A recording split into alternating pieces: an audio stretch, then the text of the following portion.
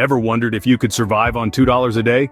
According to the federal government, you can. Yes, you heard right, folks. The current federal poverty line equates to a daily income of just $2. That's less than the price of a cup of coffee at your local cafe. It's a number that's been crunched, analyzed, and eventually spat out by the powers that be, who apparently believe it's enough for you to live on.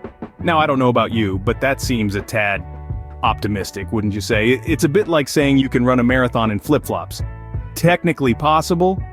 Maybe. Advisable? Definitely not. Yet, that's the reality for millions of people in our country today. And the government says it's all good, so according to our dear government, $2 a day should keep the doctor away. But let's delve a bit deeper, shall we?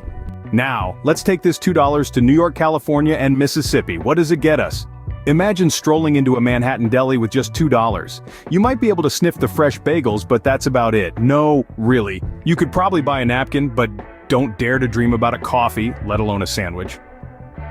Let's hop over to California. Specifically, let's go to San Francisco.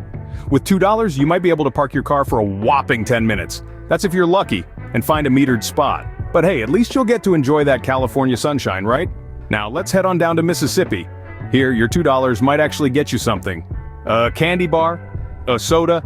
It's not a meal, but it's something tangible, something you can hold, something that won't disappear in 10 minutes or evaporate with a gust of wind. So what does this tell us? It shows us the stark difference in the cost of living across these states. It's like comparing apples and oranges, or rather bagels and candy bars. It's laughable, and yet it's the reality for many Americans.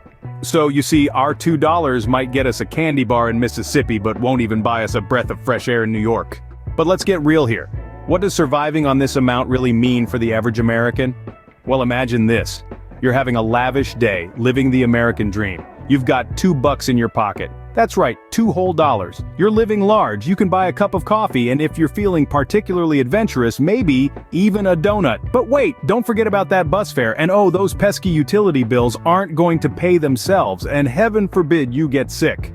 A trip to the doctor, that's a luxury for the rich and famous. And let's not even talk about a roof over your head. That's for the upper crust, my friend. It's like living in a Dickens novel, except it's not 19th century England, it's 24th century America. And what's more American than a little struggle, right?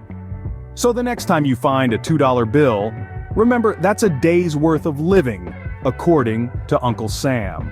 Now, we've had our laughs, but this isn't really a laughing matter, is it? Behind the jests, we're dealing with a crisis that affects millions. It's a stark reality, a grim truth that's been glossed over for far too long. The federal poverty line, my friends, is more than just a number. It's about dignity. It's about survival. It's about time we took it seriously. It's time to raise our voices, to demand a federal poverty line that reflects the reality of living in America. Because trust me, it costs a lot more than $2 a day. If you like this video, don't forget to rate, subscribe, and share so we can keep you up to date on what's important in our tiny fraction of the universe. And as always, take care.